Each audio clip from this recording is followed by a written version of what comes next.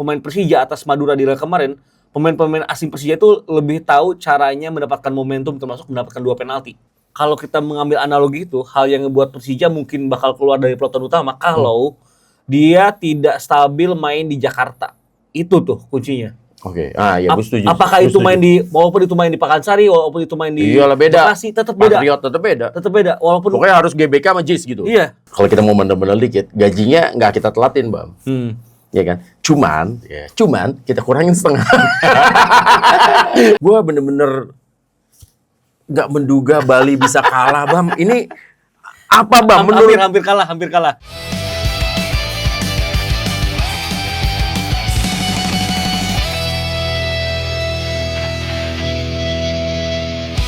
Assalamualaikum warahmatullahi wabarakatuh. Berjumpa lagi tentunya di komentar Rensu dan Ibam. Yes, episode ke-33. 33. Langsung saja kita akan membahas tentang review dan preview dijadiin satu. Benar. Tentang Persija Jakarta, Bang. Ini tim yang lagi boleh dikatakan ngejar banget untuk mencoba di peringkat, Bang, karena kemarin mereka bertanding dan juga sekarang posisinya adalah berada di peringkat ketiga dengan poin 38, Borneo 40 dan Persib Bandung 41. Nah, kita akan melihat bagaimana di pertandingan sebelumnya dulu, Bang. Jadi di Persija Jakarta di pertandingan sebelumnya ya berhasil mengalahkan Madura United dengan skor 2-0 dan itu kita udah bahas sebelumnya bahwa kan mereka krisis di posisi gelandang bertahan. Jadi kemarin hukuman ternyata udah keluar semua kan. Benar. Fabio kena hukuman tambahan.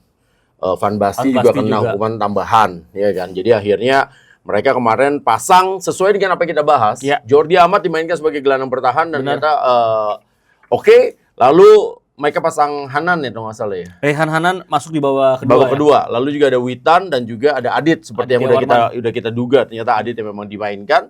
Lalu berarti mereka akan ke depannya akan kehilangan pemain tersebut ditambah juga Hanif, ya kan. Sementara Rio sudah mulai membaik. Nah, mereka juga sudah per hari ini sudah memastikan Cardozo tidak lanjut. Iya, benar. Dan Cardozo kabarnya nih, dengar-dengarnya gosipnya mau ke Lampung. Dengar-dengarnya gitu kan. Berarti masuk juga Sen Patinama. Di posisi kiri bersama dengan Doni Tripamungkas. Dan Doni Tripamungkas ternyata mentalnya bagus juga. Kenapa gue bilang mental bagus juga, Bang? Kenapa? Ketika Sen Patinama dimunculkan dan dikenalkan di GBK kemarin, Doni Tripamungkas mainnya bagus dan masuk dalam salah satu best 11 lah, satu best 11 di pertandingan pekan ke-18. Jadi dia kayak pengen kasih tahu nih, wah gue juga masih ada nih gitu kan. Sementara Rio Fahmi ini kabarnya kan mau di loan ya, tapi hari ini sih masih latihan. Iya. Nah, berarti di posisi tersebut masih ada Bruno Tubarau. Iya. Lalu Fajar Faturrahman. Nah, nanti ada beberapa hal yang akan gue bahas, Bab. Yang pertama, menurut lo, Bab, ini menurut gue nih menarik banget untuk gue bahas. Pemilihan yang keluar Cardozo, yang bertahan Bruno Tubarau. Kalau menurut lo, ini keputusan yang tepat atau gimana? Gua rasa tepat banget buat Persija karena emang perbedaan kualitas antara Donitri sama Cardozo ini agak-agak tipis gitu. Jadi sebagai pemain asing, Cardozo tidak seperti memberikan added value yang lebih gitu. Apalagi dengan masuknya Sen Patinama ya. Yang secara pengalaman juga 11-12 dengan Cardozo. Tentu ini ngebuat akhirnya Persija dalam pilihannya untuk bisa memutuskan mana yang harus bertahan. Karena kalau semua jadi bertahan pun akan membuat tim juga tidak menjadi seimbang kan. Terlalu menumpuk, terlalu banyak pemainnya akhirnya nggak bisa dimaksimalkan. Jadi memang ini pilihan selain soal gaji. Ya, itu finansial ya. Dan secara taktikal memang kita tahu Patinama sama Donitri ini kan agak berbeda ya. Secara karakter di lapangan Donitri lebih menyerang karena dia basicnya adalah pemain yang ada di lini kedua ya, baik itu gelandang ataupun winger. Beruntung dia bisa bermain sebagai fullback, sedangkan Sen Patinama dari awal karirnya memang seorang fullback. Jadi kemampuan bertahannya lebih balance lah dibanding Doni. Jadi itu karakter yang udah bisa saling melengkapi untuk sisi kiri pertahanan dari Persija sendiri. Sedangkan bagi Cardozo memang gua lihat di sepanjang 6 bulan pertama Super League musim ini memang agak nanggung. Untuk ukuran back menyerang ada beberapa momen dia juga saat itu digantikan sama Donitri. Untuk membuat Persija tetap bermain dengan 9 pemain asing ya di lapangan dan yang kadang dikorbankan ya Cardozo bukan Carlos Eduardo gitu. Justru pelatih Souza ini lebih milih Eduardo di bawah wister gawang, sehingga pos pemain asing yang dikurangi di posisi bek kiri biasanya kan. Nah, sebenarnya kan dia salah satu pemain kesayangan juga dari The Jack gitu loh. Makanya Ando bilang, kenapa Cardozo nggak Bruno Tubarão saja? Walaupun memang Bruno Tubarão harganya lebih mahal, tapi Bruno Tubarão dianggap belum bisa tune in begitu banyak. Sementara kalau The Jack atau juga fansnya Persija bilang, wih Cardozo nih kayak Nuno Mendes nih, gitu segala macam. Nggak salah juga sebenarnya, apalagi kekecewaan terhadap Tubarão kan memuncak di saat dia dapat kartu merah kan lawan Persib kan. Itu tuh cukup mengganggu lah bagaimana penilaian dari teman-teman Jackmania ke Tubarão. Tapi yang gue lihat emang secara jumlah pertandingan kan Tubarão terbukti ya lebih banyak dipilih oleh Marcelo Souza sebagai pelatih. Artinya secara fit to the system dia lebih sesuai gitu dengan apa yang diinginkan oleh Marcelo Souza. Dan akhirnya memang harus memilih salah satu sih antara fullback kanan atau fullback kiri yang harus dipertahankan. Karena kalau di posisi depan kayaknya udah ngeklop semua. Bahkan Thales yang sempat diisukan bakal balik dipanggil pulang oleh Arema masih main dan ternyata lebih worth it untuk dipertahankan untuk suatu pemain asingnya gitu. Ya, walaupun udah ada satu pemain asing baru lagi kan yang di posisi tersebut gitu kan. Nah, tapi gini Bam, gua akan mencoba menerka-nerka ya dengan kondisi yang ada. Jadi yang pertama adalah biar seimbang ya. Masalah itu ada soal balance ya. Berarti kan kalau misalnya di kiri itu dipertahanin kembali Cardozo, berarti kan di situ numpuk. Ya dong. Benar. Lalu secara kualitas juga berarti harus ada dibuang. Donitri nggak mungkin dibuang karena Donitri bisa main di U23 gitu kan. Itu juga calon ikonnya Persija kan? Ya makanya kan itu nggak mungkin. Jadi akhirnya hitung-hitungannya seperti itu.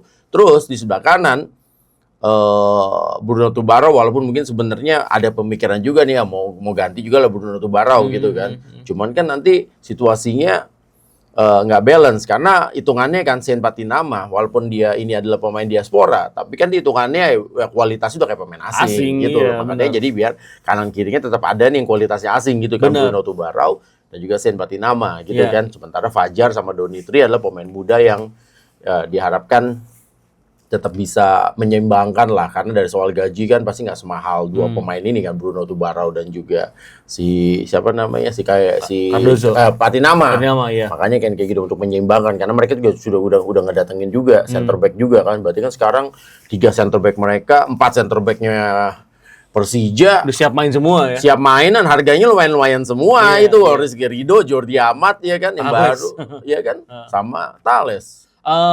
Dan kalau kita ngelihat juga ada benernya juga sih untuk bisa harus memilih salah satu antara Cardozo atau Tubarão karena 2 fullback lokal yang tadi lo sebut ya Donitri sama Fajar Fatur Rahman itu Super League ready gitu. Dia tuh 2 pemain lokal yang sangat siap untuk bermain di Super League jadi nggak ada alasan buat ngebuang 2 pemain lokal tersebut apalagi ya Fajar udah datang ya. Jadi memang pilihan opsi terbaik untuk bisa memilih dan mengurangi jumlah pemain asing agar kuotanya tetap sesuai ya di posisi fullback. Karena di posisi lain udah mentok Van Basten sama Fabio udah pasti di-keep tuh sampai akhir musim. Bahkan ini calon pemain yang bisa bermusim-musim ada di Persija.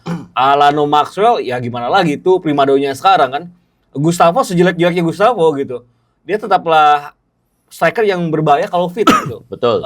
Sekarang kondisinya aja belum 100%. Jadi memang saingannya agak berat bagi Cardozo yang akhirnya dalam tanda kutip dilepas ya untuk bisa mengurangi jumlah kuota pemain asing bagi Persija. Ya, makanya kan dengan sembuhnya Rio makanya mereka tidak ragu lagi untuk melepas Gustavo França gitu kan karena Rio bisa main posisi 10 ganti-gantian sama siapa namanya Witan gitu kan. Ditambah lagi juga sebenarnya ada Rehan Hanan juga di situ yang bisa main di posisi tersebut gitu kan.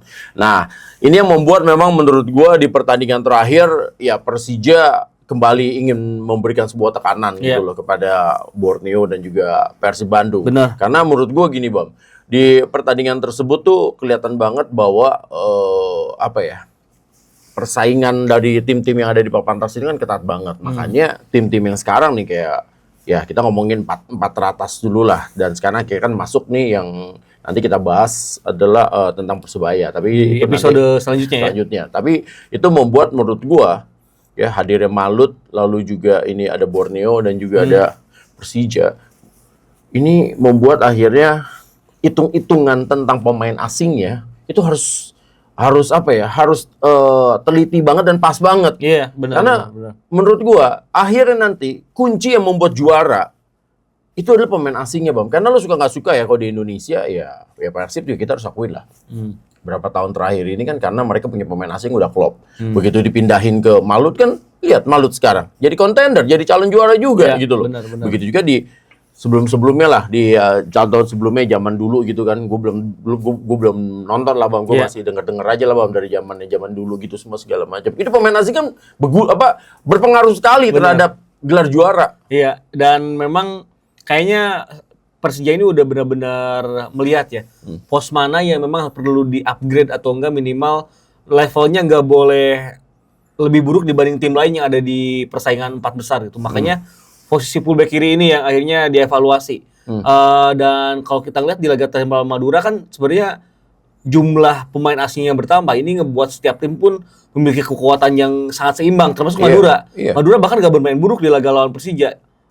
Salah satu faktornya adalah ya jumlah pemain asing di lapangannya sudah lebih banyak, dan pemain-pemain lokal akhirnya terkerek kualitasnya bisa mengejar dan ikut level permainan di Super League musim ini gitu. Secara intensitas, pace, kecerdasan taktik para pemain nampaknya juga mulai upgrade di pemain-pemain lokal, termasuk yang ada di Madura kemarin. Ya, jadi gini, ini mungkin kalimat yang menurut gua bisa simpulkan, tapi ini nggak 100% bisa di-generate gitu ya, tapi paling tidak ini bisa menjadi sebuah patokan untuk pemain lokal, Bang. Ya. Kualitas pemain lokal kita antara sekarang kan ngomongnya Championship lah ya, dengan Super League. Menurut gua tuh nggak terlalu beda jauh. Iya. Makanya ada pemain yang sekarang nih tiba-tiba dari Super League pindah ke Championship, begitu juga sebaliknya, dan dari Championship main ke Super League dan ternyata bagus. Contohnya paling gampang adalah soal Rivaldo. Iya. Rivaldo main di kompetisi Liga 3 loh waktu itu. Iya, benar. Tiba-tiba main di Liga 1 bagus-bagus aja. Jadi memang secara kualitas pemain lokal nggak beda-beda jauh. Makanya yang menurut gua dan berdasarkan pengalaman apa yang gua dari yang gue lihat ya dari ketika gue megang tim dan semua segala macam ya, yang membedakan itu pemain asing. Yang membedakan suatu tim itu adalah pemain asing, sama yang membedakan kompetisi Championship dengan Super League itu adalah pemain asingnya. Iya. Ya pemain asingnya di Super League memang luar biasa semua gitu. Walaupun bukan berarti pemain-pemain asing yang ada di Championship juga jelek, enggak juga gitu loh. Kadang juga ada juga pemain yang asing yang main di Championship bermain di Super League juga bagus-bagus juga gitu kan. Kayak dulu tuh si awalnya yang Cornelius Stewart gitu loh. Iya, dan bahkan kalau kita ngeliat juga Alexandre yang Persita kan sebenarnya dari musim lalu di Garuda Yaksa udah bagus. Adiaksa. Ya, Adiaksa udah bagus gitu. Jadi memang setipis itu perbedaan kualitas antara pemain asing yang ada di Super League sama Championship. Mungkin yang agak ngebedain soal mentalitas dan tahu cara memenangkan laga. Karena itu kebukti di laga Persija lawan Madura United. Kayaknya pemain asing Persija ini lebih tahu caranya untuk memenangkan laga. Karena secara performa, Persija juga disebut maksimal enggak. Itu bukan top performa Persija gue lihat. Mereka cukup kesulitan untuk bisa merangkai serangan open play meskipun ada beberapa clear cut chance yang gagal dimaksimalkan. Tapi di satu sisi juga Madura meskipun gagal cetak gol, mereka tuh bisa mengkonten gitu taktiknya Persija. Artinya memang sudah ada perang taktik nih di antara dua tim yang secara posisi agak beda jauh di klasemen sebenarnya. Itu juga kejadian di laga lawan Persib melawan PSBS Biak. Tapi memang yang ngebedain pemain Persija atas Madura di laga kemarin, pemain-pemain asing Persija itu lebih tahu caranya mendapatkan momentum, termasuk mendapatkan 2 penalti. Jadi memang itu yang ngebuat akhirnya kualitas pemain asing ini nggak cuma bisa ngebel kualitas tim, tapi juga kadang bisa menentukan hasil pertandingan. Nah, jadi kalimat gampangnya nih ya buat teman-teman semua dengan apa yang dibilang Ibam, kalau gue bisa gue simpulkan adalah berarti memang dari segi aspek skill sebenarnya nggak jauh beda. Nggak jauh beda, benar. Tapi aspek mindset dan mental, benar. Itu yang berbeda ya. Benar. Itu pemain bisa membawa tim juara atau tidak, biasanya itu itunya gitu kan. Iya. Tapi kalau skill ya 11-12 juga sih sebenarnya gitu 11-12 gitu loh. Bukan berarti juga semua rata, enggak, maksudnya 11-12 emang ada juga yang jago banget gitu ada beberapa yang grande gitu kayak Alano tuh salah satu yang grande, sama Maxwell tuh salah satu yang emang agak ada gap gitu dengan pemain lain. Iya, itu bisa itu mah kelasnya memang bisa dibandingkan sama Peralta, sama Ciro, ya kan, sama siapa namanya, sama Tom. Ya, sama Tom juga mungkin enggak lah, mereka masih di bawahnya Tom, tapi mereka tuh paling enggak tuh setara sama sekelasnya siapa? William Barros. William Barros sih. Jadi ada klasifikasinya mungkin ya. Ini beberapa pemain yang kita tadi sebutin klasifikasinya di klasifikasi A misal. Nah, terus ada beberapa yang ada di B. Tapi kayaknya kalau yang C udah nggak udah berkurang banget lah pemain asing yang kualitasnya jelek banget. Kayak dulu kan banyak banget. Kalau sekarang kayaknya udah lebih terseleksi gitu, lebih terfilter gitu. Ya karena sekarang klub-klub sekarang itu udah lebih pinter. Ah. Mereka nggak sepenuhnya percaya sama agent gitu loh. Ah. Kalau dulu kan kenapa bisa pemain-pemain asing yang kacau balau itu karena mereka sepenuhnya percaya sama agent aja. Dikasih YouTube, ya udah, wah ini pemain bagus. Ibam juga kalau main di YouTube juga jago banget ya kan. Kita juga kalau main di YouTube juga video YouTube kan editan juga bagus semua. Nah, Ambil aja yang bagus-bagus ya. iyalah makanya karena sekarang mereka udah pinter, udah ada aplikasi dan segala macamnya, terus juga udah mulai juga gitu loh connect sama orang luar gitu semua segala macam. Karena satu kalau lu udah bisa langsung berhubungan sama jadi kan sebenarnya kan ada beberapa agen-agen lokal di Indonesia itu mereka kan sebenarnya representatif, Bang. Bukan agen utamanya. Agen utamanya biasanya di luar negeri. Nah, lu kalau bisa kenal sama agen utama di luar negeri, lu sudah motong berapa cost itu. Iya, benar-benar. Sama yang kedua juga lu bisa dapetin lebih bagus dan biasanya mereka sangat jaga banget, Bang, yang namanya reputasi gitu loh segala macam gitu. Makanya itu pergaulan hal-hal seperti itu juga penting banget karena begitu ya kita ngomong paling gampang ya. Lu ngambil langsung nih dari agen di atas, agen yang utamanya. Misalnya kita ngomong soal gaji ya, nih kita ngomong gaji pemain. Jadi kalau kita di klub itu ngomongnya biasanya nggak kontrak, kita ngomongnya berapa ribu nih dia sebulan, begitu-gitu ngomongnya. Jadi misalnya anggaplah kita langsung nih dapat kalau misalnya langsung dari agen pertama 1.000 per bulan. Begitu lo ketemu sama representatif ya agen di lokalnya itu bisa 2.000 bos. Kan 1.000 lumayan Bam. Iya. Lo jangan mikir bahwa 1.000. Apalagi sekarang dolar lagi naik ya. 17.000 lah anggaplah sekarang kotornya gitu. Atau mungkin rendahnya 16.000. Itu kan berarti kan sebulan aja lo udah ngeluarin duit 16 juta. 16 juta itu ya. Itu kalau yang Selisihnya itu ya. Selisih 16 juta. Dan lo kan ngontrak kan kalau pemain di Liga 1 itu kan bisa sampai 10 sampai setahun. Iya, Kalau di Liga 2 ya mungkin cuma 6 sampai 8 bulan gitu loh. Iya. Itu kan itu dari satu pemain aja. Misalnya lo ambil 8 bulan aja, berarti kan udah hampir 100 juta lebih. Benar. Kalau klub kaya 100 juta nggak pakai pikiran, Bos. Tapi kalau klub yang masih ya nginepnya aja tuh di hotel atau bukan di hotel lah, ngekos gitu loh. Terus lu keluar kota juga masih suka pakai bus. Itu berasa banget gitu loh. Itu gede banget. Iya. Karena itu dari satu gajinya dia yang bisa dipangkas $1.000 itu udah bisa buat makan satu tim selama sebulan untuk biaya lauk pauk. Iya, dan itulah yang ngebuat pada akhirnya setiap tim juga harus berhitung ya untuk bisa mengkalkulasikan grade pemain yang didatangkan. Nggak semuanya bisa grade A di setiap posisi. Betul. Karena bakal bikin finansial boncos tuh. Sama yang kedua juga, lu kalau megang semua bintang semua, pala lu bintang semua nggak ada yang mau diatur, Bos. Yang ada misalnya ya kan, Ibam ketemu sama komentator yang grade A juga. Ribut, nggak bisa lah. Gue pasti lu ngerasa bener, yang komentator grade A ngerasa bener juga. Iya. Terus lu tiba-tiba, gue ngalah sih. Gue tadi dulu. Nggak, gue sebagai host ada 4 orang nih. Begitu semua.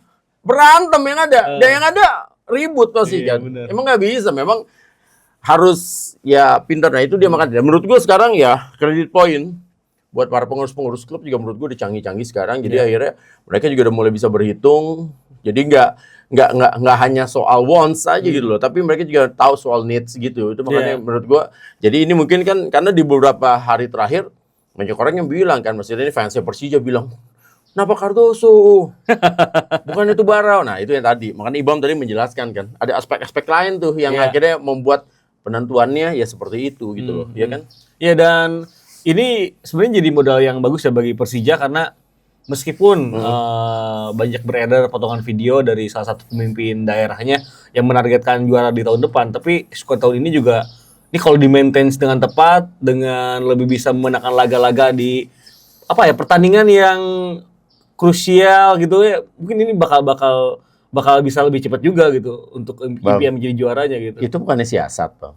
Mungkin ya. Itu strategi komunikasi politik lah, komunikasi ya kan? Iya. Jadi biar lawan juga lengah dong. Bener. Jadi kan ini kalau gue ya kan secara kita kan juga orang komunikasi juga gitu sama segala macam gitu. Kalau kita nggak pernah kuliah komunikasi, Bang. Iya kan? Ngelihat nih ngomong kayak gitu. Ya kan? Satu, membuat ya kan para pemain dari yang pertama untuk internalnya dulu. Pemain dari Persija jadi tidak terbebani. Iya. Akhirnya mereka bisa tampil lepas. Bener dong, kalau nggak terbebani. Tapi kan kalau lu harus bebani, lu harus Tahun lolos. ini ya juara Ya, gitu. misalnya kan ada tim tuh ya kan di kompetisi sebawahnya yang udah bilang, pokoknya lu tahun ini harus lolos. Wah, pemain juga beban lah. Akhirnya pengurus juga beban lah. Akhirnya keluarlah siasat-siasat kan untuk supaya memenuhi target itu. Iya dong, bener ya. Nah kalau ini kan akhirnya apa namanya kondisinya adalah ya udah biar tahun depan kok pas 500 tahun. Jadi pemain kan nggak terbebani. Akhirnya bisa keluar kemampuannya. Benar, Gitu. benar. Dan dengan keluar kemampuan terbaik ya kayak Bayangkara kan tiba-tiba jadi juara. Nah, untuk ke eksternalnya tim-tim lain kan akhirnya jadi menganggap remeh. Wah, kalau bahasanya kita bilang, Persija nggak target kok tahun ini. Udah santai aja. Jadi nggak diwaspadai ya. Diwaspadai. Padahal sebenarnya target juga gitu loh. Sebenarnya ini bahasa komunikasi ke apa namanya ke dunia luar ke media gitu yang pintar menurut gua, Bang. Itu nggak tahu ya, itu pandangan gua kan. Nggak tahu kalau pandangan. Ini gua tanpa mengurangi rasa hormat dan respect kepada teman-teman Jakmania dan teman-teman di Persija ya. Mungkin di awal musim kayaknya nggak bakal ada yang menyangka Persija sekompetitif ini. Apalagi dengan ngelihat rekrutan dari Malut, dari Borneo, dari Dewa, dari Persib yang bisa menambah sulam pemain asingnya gitu. Kayaknya orang-orang itu berpikir Persija mungkin akan ada di atas, cuman nggak akan sekompet ini. Dan terbukti di musim ini Persija jauh lebih kompet, lebih bisa sustain, lebih bisa stabil gitu di atas. Dan mereka gap angkanya itu nggak jauh walaupun tidak peringkat pertama. Itu kan yang paling penting. Boleh sih kita untuk di liga itu nggak apa-apa nggak jadi peringkat pertama tuh nggak apa-apa. Yang penting jarak dengan pemimpin klasemen itu nggak jauh, bener. Karena Persija bisa melakukan itu. Kan prinsipnya MotoGP atau F1. Iya benar. Lu yang paling penting atau sepeda. Lu percaya nggak? Sepeda, etape itu ya, maraton. Lu nggak perlu leading dari kilometer pertama atau dari lap pertama. Tapi paling tidak lu tidak boleh keluar dari rombongan pemimpin. Yes, benar. Dari peleton pemimpin tuh lu nggak boleh keluar. Nggak boleh tuh keluar. Jadi biarin aja orang ini lu di belakang aja set. Nah itu dia tadi kan lawannya lengah itu kan misalnya dibilang wah itu di belakang tuh si Rensu nggak target kok dia juara, biarin aja. Nah yang di depan nih kan wah udah santai aja. Tiba-tiba gua ngeliat 800 meter terakhir gua punya chance sih. Gua ngebut aja. Sabodo mau menang mau kalah urusan nomor 2, yang penting gua ngebut aja. Nah itu kan hal kayak gitu. Sama juga MotoGP kan kayak gitu. Dan di mana-mana kan lebih susah mempertahankan Bam daripada mengejar. Makanya yang leading dari lap pertama itu pressure-nya tinggi ya? Lebih pressure karena dia selalu curiga kan ke belakang gitu. Lu ngelihat ke belakang sama lu ngelihat ke depan kan enakan mana? Iya, ke depan, benar. Kalau ke belakang kan lu harus ngelihat lu harus waduh, ini ntar gimana ya? Lu menduga-duga terus pikirannya jadi banyak. Iya, lu menduga-duga. Waduh, ntar di apa namanya? Di tikungan ini gua di salib nih, harus segala macam. Gitulah semua segala macam. Tapi enggak ada beban soalnya. Yang di depan malah walaupun memang ada yang mentalnya jago, memang dari awal dia udah leading terus. Iya. Dan tapi lebih enak kan kayak gitu kan banyak kan kayak gitu kan yang penting lu jangan keluar dari peloton utama. Kalau lu keluar dari peloton utama nggak bakal bisa juga lo ngejar, nggak akan mungkin lah gitu loh. Akan berat. Dan kalau kita mengambil analogi itu hal yang ngebuat Persija mungkin bakal keluar dari peloton utama kalau dia tidak stabil main di Jakarta. Itu tuh kuncinya. Oke. Ya gue setuju. Apakah itu walaupun itu main di Pakansari, walaupun itu main di Bekasi, tetap beda. Patriot tetap beda. Tetap beda. Walaupun pokoknya harus GBK sama JIS gitu. Iya, harus dua tempat itu yang ngebuat Persija mungkin bakal jadi kalau disebut mewujudkan enggak juga, cuman bakal jadi ngerusak. Auranya beda ya. Iya. Beda banget. Kemarin lawan Madura tuh lagi-lagi ya. Pemain Madura tuh kayak nggak bisa mengeluarkan seluruh kemampuan terbaiknya di laga itu karena udah kena pressure duluan gitu. Apalagi dengan megahnya GBK dan lain-lain. Gua rasa ini akan jadi salah satu faktor penting. Dan sejauh ini sih dari teman-teman yang sering gua ngobrol, teman-teman Jakmania, walaupun gua boboto dia Jakmania, tapi kalau ngobrol kan nggak masalah, emang kenapa? Bahkan ngobrol cukup dalam juga. Iyalah. Sejauh ini Persija emang secara finansial jauh lebih oke ke pemain. Itu ngebuat pemain lebih tenang ternyata. Oh, jadi maksudnya lo bilang tahun-tahun sebelumnya gajinya suka terlambat. Gua nggak bilang terlambat ya. Cuman memang kadang sedikit aja ada. Tapi memang ada kok pemain yang ngomong sama gua. Ya, ada lah, tapi enggak terlambat. Jadi bahasanya gini, ya enggak terlambat. Jadi bahasanya salah satu. Jadi kalau kita sebagai pengurus klub, kadang-kadang kalau kita mau bandel-bandel dikit, ya kan. Jadi ini kan gua juga ngomong lah sebagai pengurus klub. kalau kita mau bener-bener dikit, gajinya nggak kita telatin, Bam. Ya kan? Cuman kita kurangin setengah. Jadi misalnya bulan ini harusnya full, ya kan? 1 juta kita kasih cuman 500.000 dulu. Gitu. Mungkin tetap gaji ya, tapi ya itu dia orang misalnya dibilang APPI bilang kan, wah kalian menunggak gaji, enggak kok, aku bayar setengahnya. Nah, iya setengahnya, itulah pinter-pinternya pengurus klub gitu loh. Kadang yang terjadi di Indonesia nih ya, ada beberapa contoh, kadang emang bukan manajemen telat ngasih gaji juga, kadang mereka ini kelabakan untuk bisa membagi pos uangnya gitu. Apalagi ketika liga sudah berjalan 2, 3, 4 bulan. Betul. Itu yang ngebuat, anjir ini pos duit ini apakah buat gaji dulu atau buat akomodasi hotel di match selanjutnya gitu. Atau enggak buat penerbangan dulu. Nah itu yang ngebuat akhirnya, biasanya kalkulasi hitungan-hitungan finansialnya kacau. Persija di musim ini sudah jauh lebih firm, lebih tegas tentang pembagian itu. Udah tahu nih, untuk bahkan kita main pekan 18 nih, mereka udah punya mindset bagaimana untuk mengamankan pekan ke-20.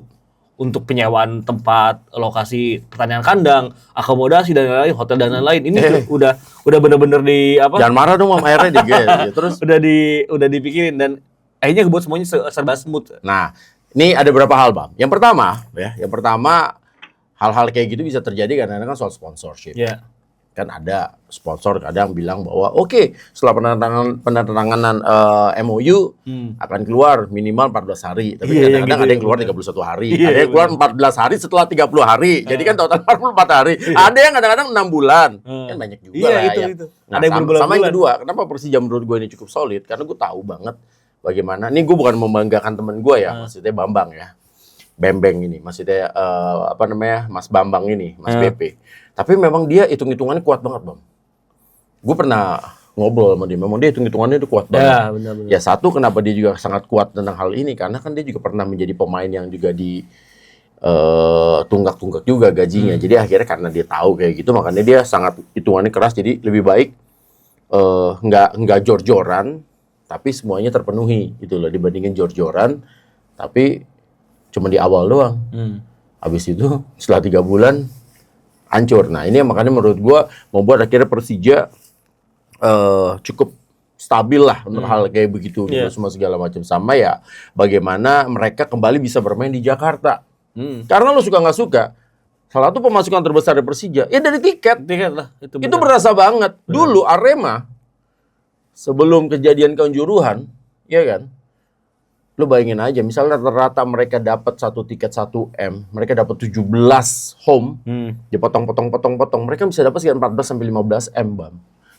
Semusim. Begitu juga yang Persija, itu sekelas Kanjuruhan sama Gajayana. Kalau Persija, GBK, sedikit-dikitnya itu 45.000 sampai 50.000 penonton, gitu kan. JIS juga semua segala macam, berapa duit gitu loh. Makanya mereka sempat kolaps kemarin kan, gajinya sempat tertahan-tahan, ya kan? Ini yang gue dengar dari pemainnya gitu. Pemainnya siapa yang nggak usah disebutin. Ya itu karena mereka jarang main home. Dan itu berasa banget. Cash flow langsung berantakan, Bam, gitu loh. Karena dari perencanaan perencanaan dari budgeting awal pasti ada pemasukan dari tiket ini gitu loh. Ya tiba-tiba di tengah jalan pusing pusing lah langsung. Musim lalu tuh sering main di Bantu sama di Manahan kan.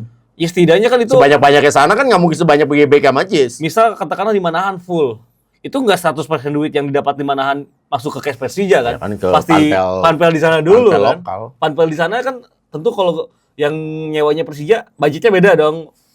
Pasti ada hal-hal yang gitu. Ada harga tambahan. Penyesuaian. Sama yang kedua, Bam, kan lu nggak mungkin jual tiket di Manahan 400.000 untuk VVIP. Bener. Jadi lu di GBK bisa jual 450.000, orang ada aja yang beli. Lu pindah ke Manahan, ke Bantul 450.000, siapa yang mau beli, Bam? Orang dari Jakarta mungkin bisa beli, tapi kan dia juga harus ngitung juga kan. Oke, gue beli 450.000, gue belum tiketnya. Tiket transportasinya. Gue belum nanti nyewa hotelnya. Udah berapa duit? Kalau di sini 450.000, jelas 45.000 cuma ditambah uang parkir, uang bensin, uang ngopi. Iya, bener.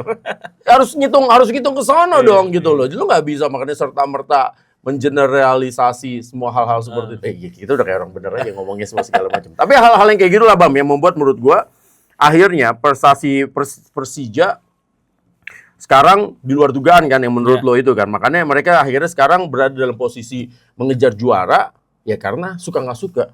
Kalau keuangan bagus, main bola juga tenang. Dan akhirnya terbukti kan di lapangan. Ya lu masa mau main bola tiba-tiba masih mikirin istri WhatsApp, ya kan manggil Libang apa Abah. Abah. Iya, babe. Ini di rumah token listrik bunyi tut. Tuh, lu mau sejago apapun lu main bola, pasti kepikiran lah. Iya. Belum lagi kalau, babe, ini anak mau masuk sekolah nggak dibolehin karena uangnya belum ini. Lu gimana nggak puyeng pala itu kan semua segala macem gitu loh. Ya, hal-hal itu. Tapi kan kalau semua udah terpenuhi semua segala macem, wah, malah setiap lo lagi video call kan kalau pemain bola tuh nggak suka telepon-teleponan biasa gitu. Kalau pemain bola tuh suka video call. Aku kemarin dapat bonus nih, menang nih, ya kan 10 juta karena aku ngegolin, karena aku dapat assist. Makin seneng lah. Mainnya makanya makin menggila di lapangan pasti. Iya. Tapi kalau lu tadi gue bilang kayak gitu, ada pikiran-pikiran di luar sepak bolanya, puyeng pala bos. Asli.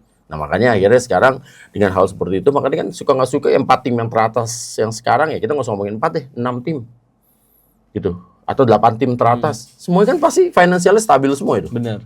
Itu nggak bisa dipungkiri lah. Makanya itu yang terjadi di Persija. Makanya sekarang mereka kan ini kesempatan juga gitu loh. Untuk bisa menjadi juara sebelum mereka di 500 tahun. Bam. Ya. Karena semua orang nonton komentari itu nunggu Cenayang from Cicadas memberikan prediksinya ya. Dan tolong ya, ini prediksi Bang jangan dipakai yang aneh-aneh ya. Jangan dipakai yang aneh-aneh lah. Segala macam. Persita Tangerang menghadapi seruan aja ya. Iya, Persita Tangerang menghadapi Persija Jakarta main di Jumat siang. Ya, itu akan dibawakan sama host paling beruntung se-Indonesia. Wah, udah paling top lah pokoknya. Enggak lah, paling beruntung, host paling beruntung se-Indonesia ya. Menurut lo, Bam, nih karena Persita juga tim yang lagi solid, Bam. Gila lu, kalau ngeliat permainannya walaupun mereka kemarin imbang ya. ketahan ya sama Bayangkara ya. Sesuai sama obrolan kita kan kayaknya. Oh iya, itu dia, Cenayang from Cicadas.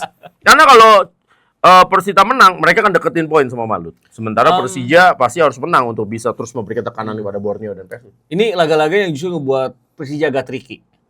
Bukan karena mereka menghadapi Persita yang lagi stabil, 5 pertandingan tidak terkalahkan, bahkan 4 diantaranya menang kan. Imbang doang lawan Bayangkara di yang terakhir yang buat mereka gagal 5 kali menang beruntun.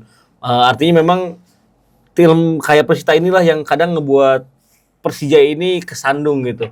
Karena mereka bermain dengan taktikal yang terukur. Apalagi Carlos Peña tahu dalam-daleman pemain yang ada di Persija yang musim lalu masih dia latih. Sedikit banyak lah. Jadi memang yang gue dengar juga dari temen gue fans Persita, ya ini Carlos Peña salah satu pelatih yang bisa ngelihat gimana cara lawan main secara detail. Tapi Persita punya kelemahan. 2 back sayapnya ini ya kalau Toha sama Jardelnya nggak disiplin, itu bakal jadi makanan empuk Alano Maxwell gitu. Jadi Persija punya kans juga untuk cetak gol di Indomilk Arena. Tapi ya Persita kita tahu front three-nya ini lagi oke gitu. Apalagi dia punya pemain yang know how to win kayak Berbesa gitu. Ya gua rasa imbang sih. Imbang ada gol lah ini. Suka nggak suka ya Berbesa pernah juara gitu aja gitu. Pernah juara itu nggak bisa ngobrol. Sama yang kedua kan itu dia ada penyedap rasa Royko.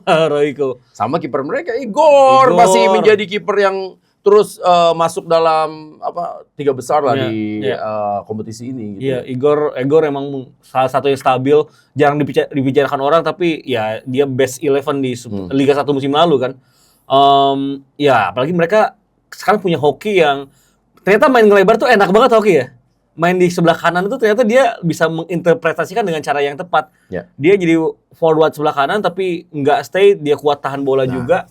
Kombinasi sama si Alexanya bagus juga gitu. Jadi akhirnya dari soal hoki cara kayak ini menurut gua ada sesuatu yang orang tidak melihatnya secara detail. Ini anak berarti sebenarnya punya kepintaran, Bang. Iya, benar. Karena dia bisa bermain di berbagai posisi. Karena gue melihat ya orang kalau bisa main berbagai posisi, itu kan berarti dia tuh punya 2 kan, fisiknya bagus atau memang kepintaran aja. Iya, karena kan visinya ya. nggak segampang itulah lu main jangankan nggak usah ngebedain antara belakang, tengah sama depan. Lu main di depan, main di tengah, main di samping aja itu udah beda banget kan. Iya.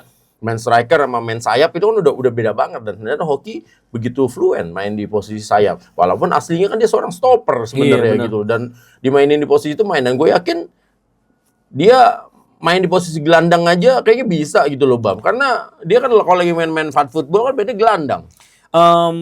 Terus juga gua tahu ya kalau Coach Peña ini punya berapa game plan yang ternyata ketika mereka tertinggal dia punya second plan yang juga cukup nggak diduga tuh. Kemarin kan Garnet masuk tuh, udah bawa negaranya main di Piala Afrika, Betul. langsung masuk, langsung main oke juga.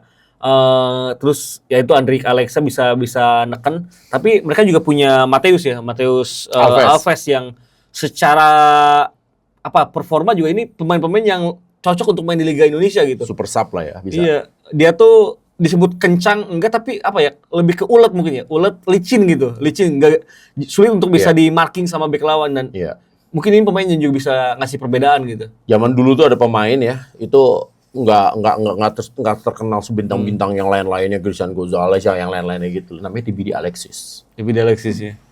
Itu pemain ya udah jaminan mutu lah Bang. Tapi dibilang pemain bintang juga dia nggak bintang-bintang banget. Bener. Tapi kalau satu musim ya dia bisa lah nyetak minimal 12-13 gol gitu. Dan nggak salah pernah jadi top skor juga kan. Itu pemain-pemain yang kayak gitu kan yang kadang-kadang cocoknya. Jadi sekarang Mateus Alves kayak gitu-gitu menurut gua. Harga nggak terlalu mahal.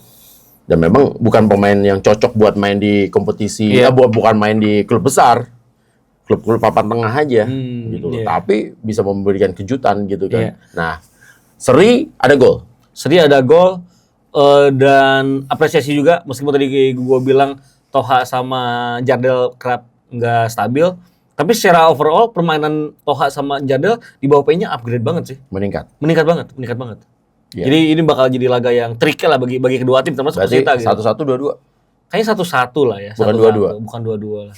Mungkin babak kedua lah ini ramenya nih. Ya, itulah ya Cenayang from Cicadas sudah mengeluarkan ya prediksinya. Bam, ya kita lanjut ke pertandingan berikutnya. Gua bener-bener nggak menduga Bali bisa kalah, Bam. Ini apa, Bam? Hampir kalah. Iya, maksudnya start awalnya udah ketinggalan langsung 2 gol. Terus akhirnya iya sih, maksudnya benar hampir kalah. Gua bilangnya kalah. Maaf dikoreksi. Hampir kalah karena mereka 3-3 lawan, dan semua orang nggak ada yang nyangka. Gue yakin lah, kita aja kan waktu itu kasih prediksi aja. Salah itu. Tiba-tiba kebobolan 2-0. Ini antara semen Padangnya memang tiba-tiba jago banget. Atau memang Balinya yang kenapa? Nganggap remeh atau gimana, Bam, sebenarnya, Bam? Di laga lawan Semen Padang, gua jujur sangat meng-underestimate pemain-pemain asing yang baru didatangkan sama Semen Padang. Iya. Froso itu main bagus banget. Bahkan masuk starter 11 ya. Iya, Kian Froso itu dia nggak cuma karena cetak 2 gol ya. Gua ngelihatnya dia pemain yang nggak bisa diem gitu. Dan kita sempat ngebahas kalau Kadek Arel sama backnya itu Ferrari cukup stipe. Sempat upgrade di beberapa laga sebelumnya, Joao Ferrari terus coba balik lagi ke Thailand. Ternyata dikasih striker kayak Frezzo, dia kelimpungan juga tuh untuk bisa nge-marking. Apalagi si Guillermo Fernandes ya, yang striker utamanya Semen Padang tuh, dia kan main 90 menit tuh. Iya. Wah, gitu physicality-nya ngebuat Kadek Arel cukup kewalahan sih. Apalagi di babak pertama. Itu yang ngebuat Bali agak kaget. Dan gue juga kaget lah kenapa Bali yang pertahanannya bagus, ya kan? Iyalah. Laga terakhir bisa kebobolan cepet 2 gol. 6 pertandingan nggak pernah kemasukan, 8 kali clean sheet, tiba-tiba Hoffmeier pas ngecek, buset, ini kok 2 gol, ini beneran nggak nih gitu loh. Ya memang di satu sisi Balinya juga tiba-tiba kehilangan touch-nya, dan Semen Padang juga upgrade banget emang ya. Calcio Mercato-nya bagus banget ya, Bam. Bagus. Guillermo Fernandes terakhir. Spanyol ya. Terus beberapa kali Diarra juga ada di sana.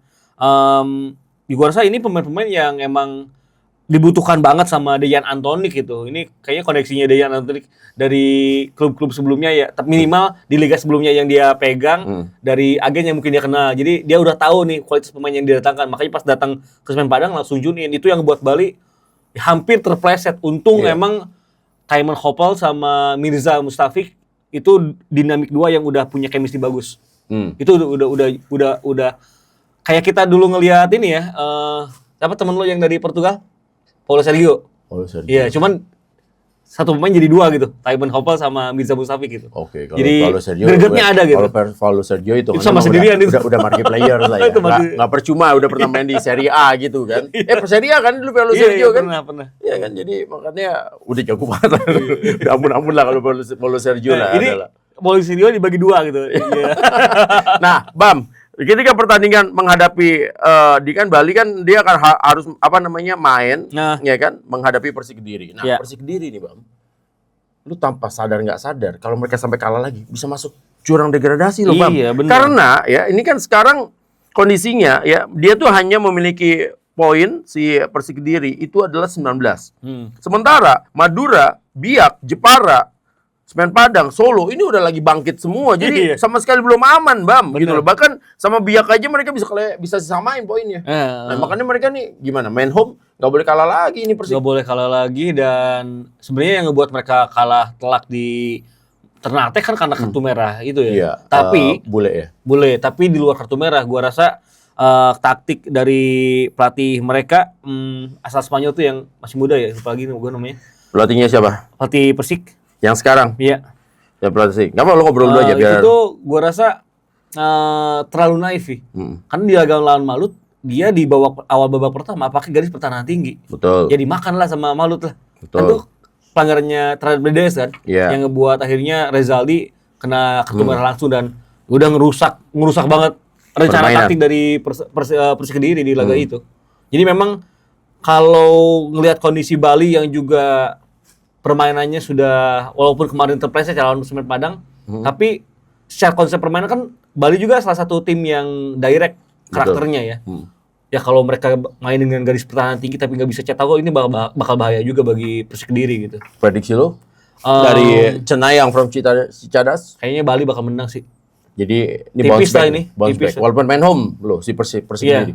Iya, bagi Persik masih tetap berat. Oke, tipis 0-1, 2-1, 1-2 lah paling. 1-2 ya. Iya. Itu dia. Sementara ya, gue langsung lanjut lagi nih, Bam. Ya. Satu tim lagi ya yang akan bermain tentunya adalah Malut menghadapi Bayangkara Presisi. Main home lagi Malut. Dan kick off-nya siang lagi. Siang lagi. Jadi ngadepin Malut di siang hari itu double ekstra repotnya. Kalau udah perjalanan jauh, mainnya yang kalau bahasanya Ibang kan jam biologisnya itu. Karena pas Ibang bawain kemarin, gue nonton itu. Wih, lah. Ibang bawain, gue bilang, ini suaranya kok gue kenal ya, walaupun datangnya telat. Nah, ini kan main lagi, Bam. Di 13.30 waktu Indonesia Barat. Di sana sih tetap 15.30. Benar. Nah, Bayangkara akan menghadapi, walaupun Bayangkara kemarin juga udah ada Privat, ada Musa Sidibe sih gila juga. Gila gitu. juga. Nah, tapi menurut lo Malut dapetin lawan yang kuat juga nih, Bam, gitu. Sebenarnya ya, ada yang nanya ke gua, Bang Imam, kenapa ya Malut ini kalau tim tandang ke sana kelimpungan sama jam biologis, tapi kenapa ketika Malut tandang itu nggak kelihatan? Gua rasa itu karena lebih banyaknya Malut untuk tandang gitu. Jadi tandang ke jam Indonesia yang berbeda buat Indonesia Malut, Barat. iya, itu udah biasa bagi Malut. Sedangkan bagi tim-tim lain tandang ke Indonesia Timur Maju 2 jam agak itu repot tuh juga ya. dan itu jarang gitu. Sekali-sekali. Sekali-sekali. Kalau Malut kan 2 minggu sekali minimal. Ya, kalau Malut istilah kasar 17 kali dia main di waktu Indonesia Barat. Iya, benar. Hanya 1 kali, hanya 15 kali waktu Indonesia Barat, hanya 14 kali Indonesia Barat, 2 kali di Indonesia Tengah. Benar. Yaitu di Makassar sama di Makassar di Indonesia Timur juga ya? Wita Makassar ya? Timur. Iya ya, Iya. hanya Bali doang yang Indonesia Bali Tengah. dong, iya. Nah, sementara kalau tim lain kan cuma sekali-sekalinya doang tuh datang gitu kan ke Malut. Makassar juga Wita deh kalau nggak salah ya. Antara itulah ya. Boleh di teman-teman koreksi di kolom komentar. Betul. Intinya memang Malut lebih mengenal aja caranya adaptasi karena seringnya itu untuk bisa tandang. Sedangkan tim-tim di luar Malut, mereka ya cuma sekali kan tandang ke Ternate. Dan Iya, sekali-sekali doang. Iya, kita kan udah pernah ngebahas juga bagaimana kelembaban udara, teriknya matahari, udara laut itu beda gitu bagi tim yang emang nggak biasa main di pesisir pantai seperti yang ada di Ternate. Jadi tantangan banget bagi Bayangkara. Cuman kalau Bayangkara, Walaupun, gue potong, Bang. Bayangkara juga udah biasa main di pantai. Karena di Lampung tuh panasnya ngomongnya parah banget, Bang. Parah banget, Bang. iya. Bandar Lampung juga salah satu yang panas ya. Iya. Gua pernah seminggu di sana tahun lalu. Nah, iya, makanya gue potong. Lanjut. Jadi gua rasa ini bakal jadi match yang tidak akan mudah bagi Malut Karena Bayangkara tahu akan potensi dari Malut dan Paul Munster salah satu pelatih yang nggak neko-neko kalau membuat timnya main. Itu kebukti di laga lawan Persita. Dikira Bayangkara dengan adanya pemain-pemain baru, ada Embarga gitu, bakal langsung menyerang. Ternyata nggak juga kok. Nggak juga, mereka tetap aja nunggu, sabar. Tapi bukan berarti bertahan gitu. Mereka salah satu tim dengan mid-block paling stabil sejauh ini. Dan gua rasa ini ada kesempatan bagi Bayangkara curi poin dari Ternate. Oh gitu? Ya ini laga-laga yang... Padahal Bam, David da Silva lagi on fire banget loh Bam. Fire. Del Pino juga kayak udah nggak takut matahari lagi sekarang ya. Iya kan biasa dari luar negeri datang juga ada ke Indonesia main di Bandung yang notabene suhunya itu kan 18 sampai 24 derajat gitu kan. Tiba-tiba datang ke sono gitu loh. Yang feeling gue sana tuh 28-32 lah ya. Siang-siang ya sekitar segitu, tapi feels like-nya kan bisa 35 itu. Itu feels like-nya kecepatan angin ya, macam-macam lah, kelembapan dan segala macam ya gitu. Itu yang ngebuat pada akhirnya kan Siro terus Tyron David da Silva terlihat lebih gelap. Ini bukan berarti rasis ya, cuman emang ya karena mataharinya lebih ya kan? Beda lah gitu loh. Matahari pantai sama matahari kota tuh beda gitu kan. Tapi ya lagi-lagi walaupun sekarang kan Siro sama DDS udah 8 gol. Tyron kalau nggak salah 6 sama Yakob Sayuri. Gue nyebutnya itu Fantastic Four tuh.